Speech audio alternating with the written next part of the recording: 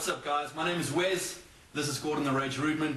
Thank you so much for tuning in to CageSide with Wes and Rage. This is our first full-length episode. We're going to be discussing Imagine Fighting Championships 3, Fight Star 3 and EFC Africa 20. Of course, we have Matt Buirski a little later on in the show making his debut.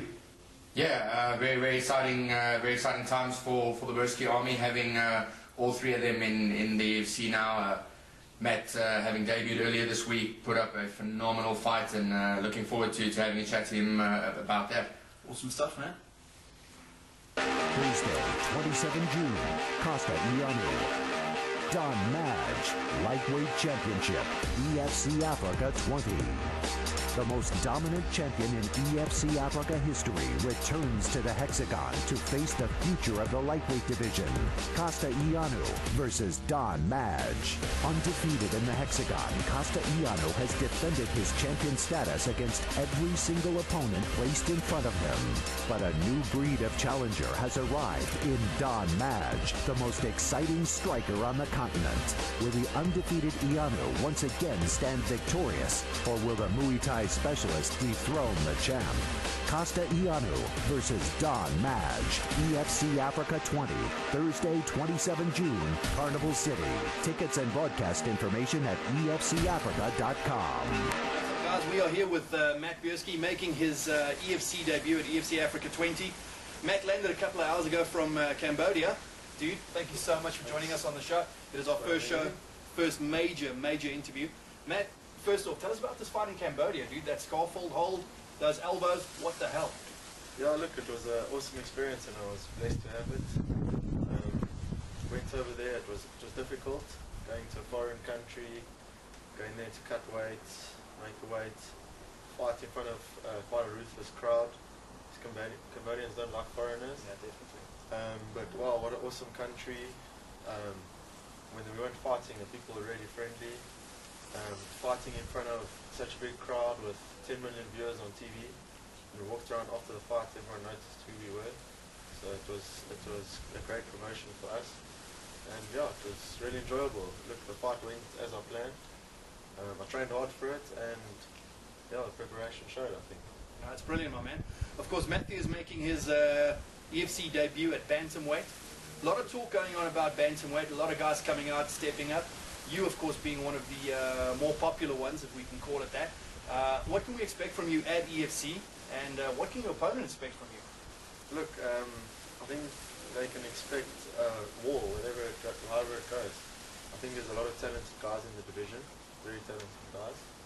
It's already shaping up to be a strong division, and it's just started.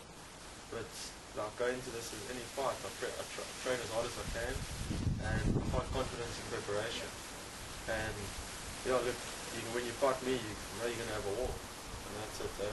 That's brilliant, man. Now, being part of the infamous Buirski brothers, Gareth and David, also two EFC fighters, probably some of the nicest guys out there.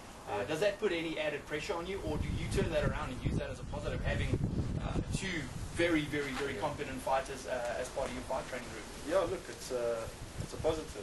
Having two guys that have been there and done it. I've been fortunate enough to walk out to the cage, be in that atmosphere. Now I'm going to be in the cage, which is going to be even better. So look, it's only a positive to train with them on a daily basis. They push me hard. Two strong guys, you know. And I can only take it as a positive. We close-knit family. I like to think we're all nice guys. I think I'm a third nice guy. So yeah, it's a positive, man, and it's a blessing for all three of us to be able to do it. That's awesome, man. Yeah. Matt, lastly, is there anybody you'd like to thank? Any of your sponsors, your training group, etc.? Yeah, definitely. I couldn't do this without my sponsors. Thank you to Full Contact Nutrition, John and Teddy. Thanks to Sandra from Hunter MMA. Thanks to Grant Ulla from Venom. And then my training camps. Well, it's Wow, Sebastian Rothman. I've got Thai Combat, Lloyd training me here. He's badass, eh? Yeah, he's taking my stand-up to a new level. Then I've got Warren King, Rory, Ashley. I've got such a big list. I don't want to miss anyone out. I look to everyone that contributes to my success. It's really a blessing to have that environment I'm in, and I think it's taking me from strength to strength, and it's going to show in the future. Awesome, man. Thanks Matt very much for Buirski. having me, man. Awesome. Yeah. EFC Africa 27th of June. Make sure you get your tickets. This man's going to tear someone a new one. Freaking amazing interview with Matt, eh? Oh, man. Really, eh? A little bit of a subdued character, but I reckon we're going to see something explosive from him at EFC 20. Talking about EFC 20, a couple of great matchups coming on there. One of the most controversial matches, I have to say, which a lot of the fans did not agree upon, but at the end of the day, there was no one else. Agree. Is Castellano versus Don the Magic Man. What's your That's going to be a fight. Make no mistake. Both two extremely talented fighters. I'm not too sure what the outcome there is going to be. I'm putting my money on a Costa for the win. But make no mistake, Don is going to show up on fight night, and Don's going to put up a wall. So yeah, that's one of those that I'm keen on seeing. Yeah, look, I agree with you. I know a lot of people do not like Don Madge, especially after. Some would say he handled himself after the Leon Maynard fight, you know, coming up with some bullshit excuses about biting through his mouth guard and crap like that. We all know when you put your hands up, that's a verbal submission. End of the story. Doesn't matter what anybody says, any referee, any fan, any family member. You put up your hands, it's a verbal submission. In cage fighting, it's over. But in turn, he's come back. He's really stepped up his game. And I think Costa really has a massive, massive fight on his hands, especially taking into consideration Don's extreme Muay Thai background.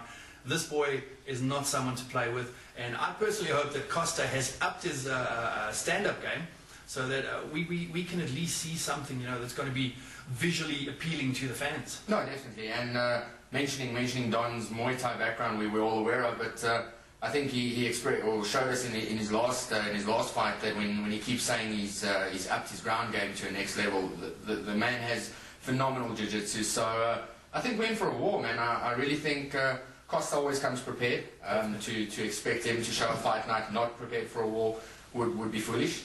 But yeah, he's in for a fight. This is going to be one war. Yeah, it's awesome, man. I'm really looking forward to that. The next up that's really interesting for us as well is the middleweight #1 contendership. Gareth McClellan, former champion, versus Liam Cleland. Now, Liam, only one loss on his record. That, of course, being against Jeremy Smith. Also, being Jeremy Smith's only loss at the beginning of his career. What do you see out of this matchup? I think Gareth's going to come full taps, but Liam, make no mistake, is no joke. That's it. The thing is, Liam Cleland has every time showed up and, from a fan point of view, been counted out of the fight. Shown up fight night and put up a crack of a performance every time. So I'm not too sure. I think that I'm putting my money on Liam for the win.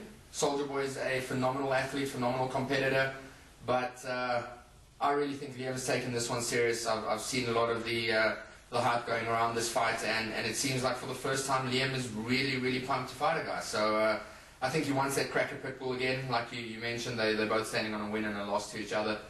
And he understands that he needs to run through Soldier Boy to make this happen. So I think he's going to show up fight night, and I assume the game plan would have to be to nullify Soldier Boy's aggression. He always comes full tilt in your face.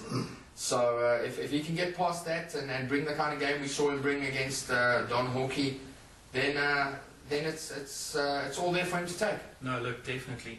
The matchup against Donovan Hawkey was probably one of the most dominant performances I've ever seen of Liam. EFC history. Yes, definitely. But not just the matchup itself, just the entire transformation. You know, Liam had some weight issues in the past.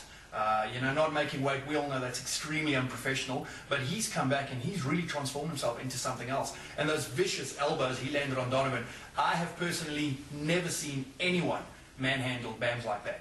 Yeah. So and especially I think that's the key thing to throw in here is that to manhandle another guy is one thing, but to manhandle Donovan Hawkey like that's a different thing. No doubt. That man in his own right is a legend of the sport in our country. So that was really what that's where I became a Cleland fan.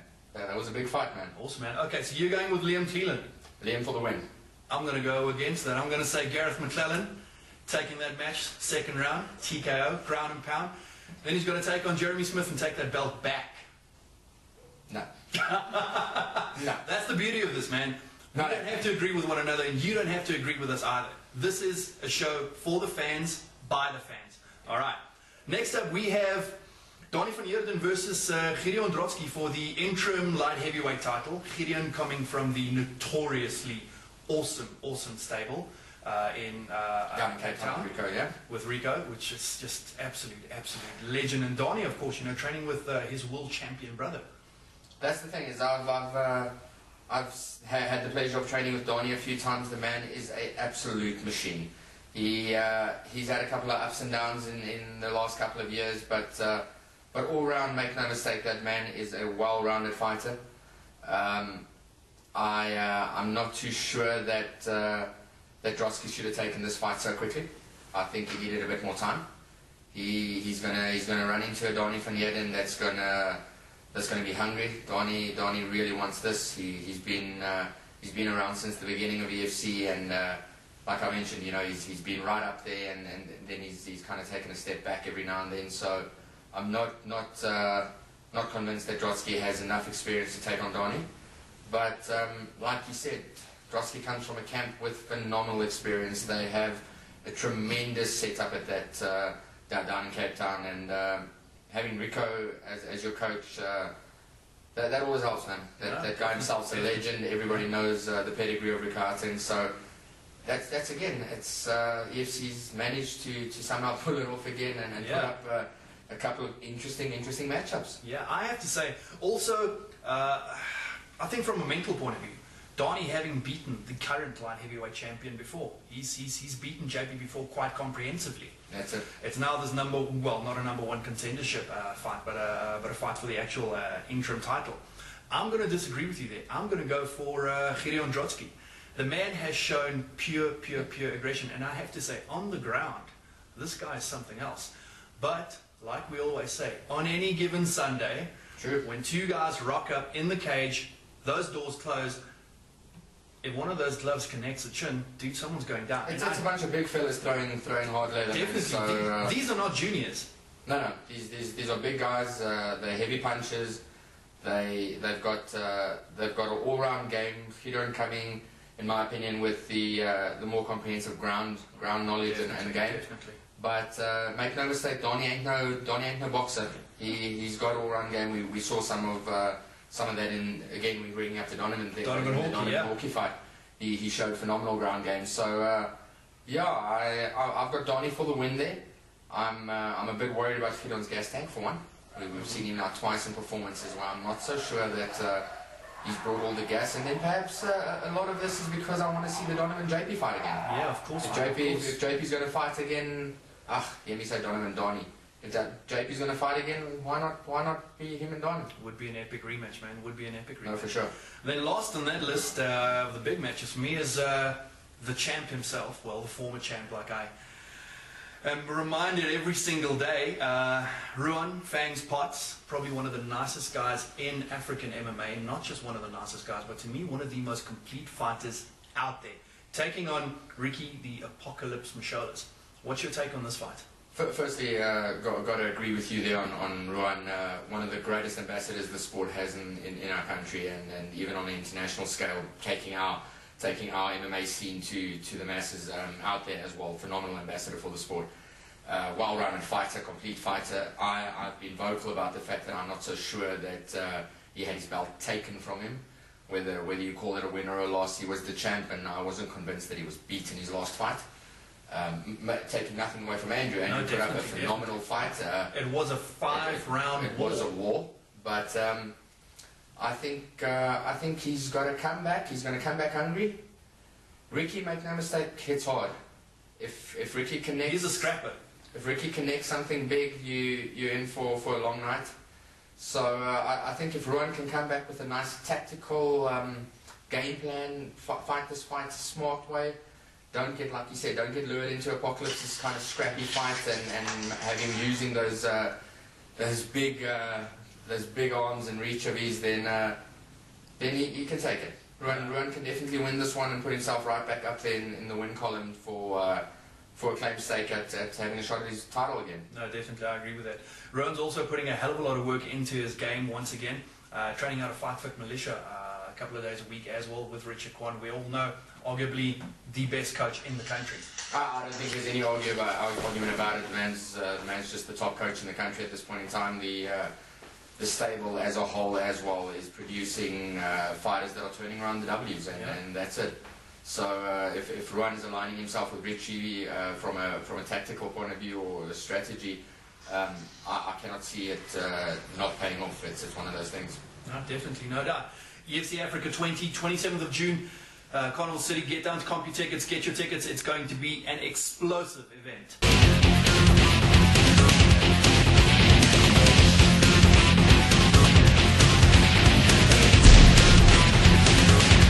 What's up, guys? Jacques Joubert, Gordon the Rage Rudman. Jacques Joubert making his long-awaited return to the Hexagon at Imagine Fighting Championships 3. My man, thank you so much for joining us on the show. These guys are taking some time out of their extremely busy training regime. 2 weeks before IFC. Jacques, tell us what we can expect from you, man. Yeah, well, pretty much, it's been a long layoff, so coming back, working with some new tools, a lot of groundwork the last few weeks. Just crisping up everything, along with resting as well. So, pretty much much better all-round game. Long anticipated return. Can't wait to get back in there. Definitely, man. Against the head, so yeah, it's going to be explosive. Look forward to it. That's it. Jacques, of course, facing Warren Ellison. We've heard that he's also done a hell of a lot of work to his game. What can he expect from you? Well, pretty much just a bit more toughness than I used to be. A lot more technical now in certain areas on the ground. BJJ as well as wrestling. The striking, we've gone back to the drawing board, sharpened up a few things. So pretty much just a much better all-round game. That's sick, man. That's sick. Gordon, you, of course, on this fight card as well with the MFC middleweight champion. Chris Bright putting up an amazing promotion. What's your thoughts on IFC and where they're going in the future? I think they've got a phenomenal thing going with Imagine down by the coast. The last two events they put up have turned out to be the talk of the town once they were done. They're doing everything right. They're putting up big shows, they're putting up big matchups. And I'm really excited. I'm excited for this opportunity. I'm excited that it's creating a different kind of platform for mixed martial arts in the country. And I only see them going from strength to strength going forward. So yeah, check it out. Imagine FC3 is going to be big. No doubt, man. Jacques, anybody you'd like to thank, my man? Pretty much just all my training partners, especially my brother and Cornet, all the guys that put in the hard work and allow me to get to an end. And yeah, especially the guys at Imagine FC give me the opportunity to come back and showcase my talent. So big up to them. Awesome, man. Imagine FC, 15th of June, Boardwalk Centre PE. Make sure you guys get your tickets. Later. All right, guys, a massive thank you to Jacques Joubert for affording us a couple of minutes out of his extremely busy schedule. Thank you to you, dude, for catching up with us as well. Just to let you know, Mr. Rage next door here is not only a husband, a father, and a fighter, he's a newborn daddy as well. His beautiful wife, Jolise, gave birth yesterday morning to their daughter, Gords. Many congratulations, my man. Like a boss, like a boss. You guys need to go onto his Facebook page. Have a look at a couple of the photos. You would not believe what an iron woman his wife is. If you think he's badass, dude, Jolise, absolutely much more badass. All right, then we are on to Imagine Fighting Championships 3. 15th of June at the Boardwalk Centre in PE. Dude, you are in a super fight over there. But we also have a couple of other fights on there. Jacques Joubert versus Warren Ellison, the main event. The big return of Jacques Lawn or Joubert. This is something that the South African MMA market has been wanting to see since his pretty controversial loss to Tyron Rightford at one of the EFCs. Yeah. Well, like you heard in the interview, the man's back at training. The man's putting in the hours. He's really keen to make a big impression again. But make no mistake, the word on the town is Warren's been down in PE for about a week already. He's also put in a lot of hours. He's improved his game on all facets of it, and he's convinced that he's got what it takes to take on Jacques. I don't know. My personal feeling is that Jacques may be just that little bit too much for him. Yeah. But let's see. I would never be one to say put a law and order in a cage with anybody that's undeserving. I always want to see Jacques in wars. The guy's a scrappy fighter. He's loves getting hit. He never stops fighting. So yeah, if Warren did indeed up his game, let's see on fight night. Yeah, definitely. I spoke to Jacques a couple of weeks ago as well when we had a little photo shoot. I asked him, how is he going to finish this? Because as we all know, Jacques has been working on his ground game as well, which was not his best part of his game.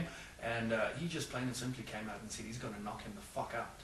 So that's just plain and simple. I think Jacques hits like a freight train. We all know that if Jacques does connect, yeah, you're in big trouble. So if Jacques going out there to do that, he's probably going to push the pace on the man, and if you can prevent it becoming a stalemate type of ground fight, then I do believe the favours tilt towards Law and Order. That's awesome. Definitely.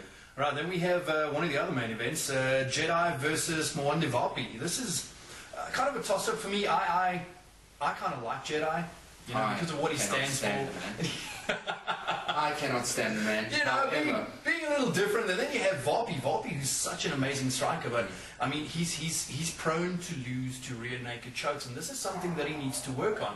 What's your take on this fight? My take on this fight is that I doubt Vapi is working on it, which means that I've got this 4 Jedi winner in the first round by submission. I would love to see Vapi knock his teeth out, but yes, I think it'll go to Jedi. Jedi is probably just going to have too slick a ground game for Vapi. Yeah. And I think we're going to see a very quick kind of excitement build up, hopes for the Vapi knockout, and before we know it, I think we will have a Jedi submission. Yeah, wham bam, what just happened, man? That's it. Plain and simple.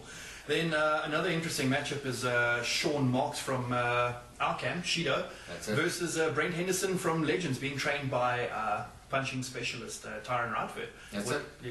Sean coming off of a 4-fight win streak right now. He performed a couple of weeks ago. Such a powerful fighter.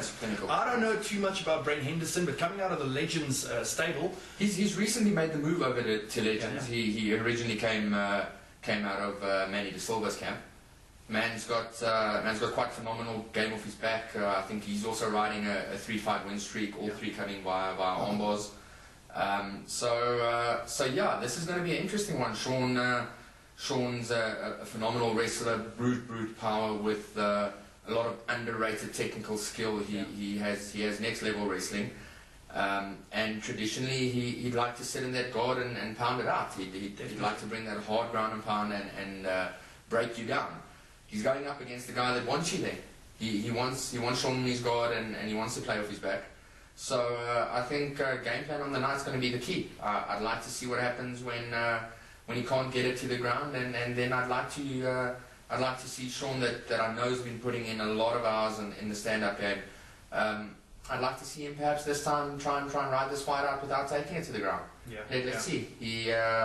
He's got all the hours behind him when it comes to the striking. He's not just a wrestler. So perhaps put up a nice clinical boxing display. That is actually what I'm looking forward to, and being part of that preparation. You weren't in class the one night when Sean hurt his elbow, so he was sparring with only one glove, and stupid enough, I chose to spar against him, and I was knocked out. Yeah, for a couple of seconds, we're playing around. Next moment, I'm on the ground. Brendan King's running to me, laughing his ass off. He's like, "Ha, dude, you went numb at the knees." I was like, "Screw you." So no, I know. Sean's stand-up power, dude. That guy, boxing-wise, I would not take him on, plain and simple. And then, lastly, probably the fight that I'm looking forward to the most, and people can call me biased if they want to. If you do, I don't care, man. That's screw you. My man, you are facing the MFC middleweight champion, Jason Pretorius, 5-0. I've heard him say 8-0. Apparently he said, you've got a padded record. Strange enough, I've never heard of anyone that he's fought before, so I don't know who's padded here. Maybe he's padded while he's sleeping. What's your take on this fight, my man? Business as usual. Make no mistake, he has been talking all this. He has been saying a lot. I'm just going to take it as another fight. In my opinion, he does not warrant me at all giving a rat's ass about his credentials. So he's just another guy. He's just another another object that I'm running through, and sorry for him. He's in the way. So I'm going to run through him, business as usual, and then take on the next thing. Let's see. Plain and simple, man. That's it. IFC 3, 15th June, PE. Guys, make sure you get your tickets. This one is not to be missed.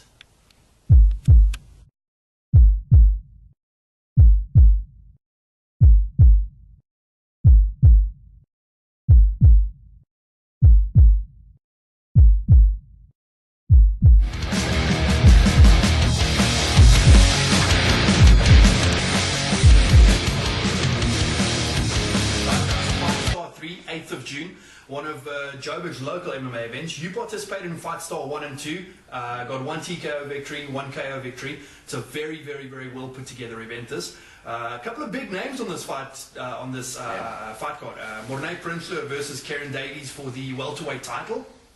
That's going to be a big fight. Mornay has shown up twice on Fight Night, Fight Stars 1, Fight Stars 2. And put up clinical displays. That last one against a extremely tough Giovanni, he manhandled the guy like nothing, and fighting up a guy that comfortably fights in the light heavyweight division, he just threw him around like a rag doll. So Mornay's gonna come Fight Night bringing that tenacious wrestling, that phenomenal throws. I'm a bit worried about his I don't know, it appears like there's a certain element of arrogance surrounding him, which leaves him walking around the cage, often hands down. That is an extremely dangerous thing to do if you have Karen Davies in your cage. Karen Davies recently made the move from KZN up here. He's now fighting out of the FFM camp. We mentioned earlier in the show, those guys put together phenomenal camps, phenomenal preparation. He's got Richie in his corner. He's got sparring partners of the caliber of Soldier Boy with him. Norman Vessels around there. So I don't know if Mornay Prinsloo's tenacious wrestling and brute strength is going to be enough for Karen. I think Karen's just a more well-rounded, complete fighter. But make no mistake, if Karen slips up for but a second, he will also be going hot down. water. So I think this is a good matchup. I'm glad Fight Stars got Karen up here and got him agreeing to take this fight before the next step. I think the Joburg crowd has heard a lot about him, but we've all wanted to see him fight up here, and now we have this opportunity at Fight Stars. So that's a good matchup, man. Yeah, look, I'm a little bit on the fence here, specifically because I'm a huge Mornay Prinsloo fan. I saw him those first 2 times, and the Giovanni Pretorius fight, he took on 48 hours notice, fighting one weight class out of his weight division anyway. Now Giovanni, to me, he fought middleweight that night. Giovanni is a heavy middleweight as well. There's someone that I would like to see step up to the next level, but I'm leaning towards Mornay. Just that pure aggression. I mean, the way that he threw Giovanni, I've never seen someone do that to him. I mean, Jason Lang and Giovanni was in a wall, Fight Star 1. Jason Lang could not do that to him. You know, and there's another man that I cannot wait to see on another fight card. Hell yeah. All right, so you're going with Karen Davies for the win, 3rd round. He'll be the welterweight champ, collect another strap, and then... How many does he have now? I'm not sure. I think 4 or 5. Doesn't he have like enough space on his body? He's running out. He's the kid's just going strength to strength, and he's going to next level. So I'm going Karen for the win, collects that strap, and then I can't wait to see him on the big stage. That's perfect, man. Right, then we have Mark Hume versus Henry Buerta. Mark, of course, defeated Henry's brother Pierre at the previous Fight Star. Yeah. A lot of people saying Mark Hume defeated Pierre Buerta. I personally think Pierre Buerta defeated himself. Mark was in a lot of trouble. Pierre, I think he screwed up a bit. He messed up this and that. Taking nothing away from Mark, though. Mark, myself, I have a loss to Mark, and the boy puts in hours. He is tough as nails. He never quits fighting. And since he's also made the move to FFM, he's a new fighter. He's come down. FFM again. These guys churn out champions. That's it. He's come down something like 3 weight classes, potentially walking around, close lightweight fighter. Yeah. I believe he's now this fight will be a lightweight fight. So yeah, since me and him fought at middleweight 1.5 years back, he's made his journey down to lightweight. And I'm tilting towards Mark here. I think if Hanru wants to win this fight, I really hope he's putting in a lot of hours in the stand-up game. Mark's got that big reach on him, so and like we know, put Mark on his back, and he's phenomenally dangerous with those legs. Submissions from everywhere. Mark by the win for the win, third round submission. That's awesome, man. Well, I'm not going to say too much about this. I'm going to go 100 Buirta for the win, submission, second round. And after that, we got another Madiba, another Buirta, the man, and Pierre Buirta coming back, trying to redeem himself after his loss to Mark Hume. Devastating wrestling. I mean, if he catches Madiba in one of those clinches or one of those throws, he's going to throw him around like a rag doll. But Madiba, on the other hand, he's got such deceptive speed and style. I think the key for victory here for the president is going to have to be speed. Yeah. He's a phenomenally strong athlete. He's well built and like you mentioned, light-footed. But I just don't think he has the necessary strength to go into a power battle with Pierre. I myself, if I were part of his prep, would be running this around his speed. He's got that tremendous speed. Use it, outmove him, outfight him from the outside, and use your skills that we saw in the Matt Buirski fight. He showed some phenomenal striking against a tremendous Muay Thai striker in Matt. So I think the key for Madiba will have to be using the speed. Definitely. Fight Star 3, 8th of June. Guys, get onto Twitter and Facebook. Get your tickets from Gron from Smack Talk. This is one you don't want to miss. Velasquez is the UFC heavyweight champion! 1, 2, 3, 4, 5. He's out. Silva starting to tee up. Bigfoot finishes over Ray. Bigfoot Silva. This is the real Cain Velasquez. Man, that guy hits hard. What a performance by Mark Hunt. How good was that? Junior Dos Santos. That was absolutely incredible. UFC 160. Man, dude. Heavyweight clash, man. What the hell? That's it. Cain is a machine. Dude, he's going to be having that title for a long time. Yeah. JDS beating Hunt. I'm not the biggest JDS fan in the world. I know that one of our spectators, whose phone you probably heard ringing earlier on, Sean Marks. He's a huge fan, but I think he's a very big Cain fan as well, aren't you, Sean? Yes, he is. Yes, he is. Now this sets up JDS versus Cain 3. I think the first time JDS beat Cain, make no mistake, there's no such thing as lucky punches, but he landed that shot. It happened. The title changed hands. It's not going to happen again. Cain is an absolute warrior. We're unfortunate to have seen a waste of title fight at UFC 160. Yeah. Antonio Silva, I don't know how anybody ever thought it was going to go any different. I think it was just all the hype riding coming off that phenomenal knockout of Overeem. But knocking out Overroids doesn't mean much to me either. So is the blood results back yet? Is he actually legal? Because I don't think so. But JDS Cain 3. Going to be a war. The only man at this point in time in that heavyweight stable that I give enough credit to even say he deserves a crack at Cain. I'm not too sure what the UFC is going to do right now with their heavyweights. They have phenomenal guys. It's like all of them are operating on one step below Cain. Yeah. They're all great, but they're just not. Even Cain. JDS. Even JDS. To me, he's just not good enough. If we have a look at how methodical Cain has beat him become, up for 5 rounds last time.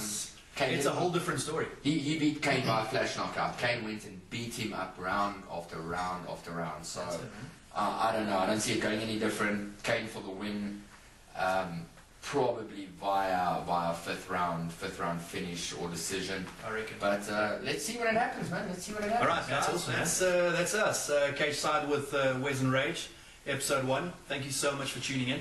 If there are any events happening out at your side of the world, please let us know. Our contact details are going to be at the end of the show. Check us up on Facebook, on Twitter. Anything else you guys want us talking about? Anything else you guys want us not talking about? Let us know. Tune in and spread the word out there. Awesome, man. Hey, see you CageSide.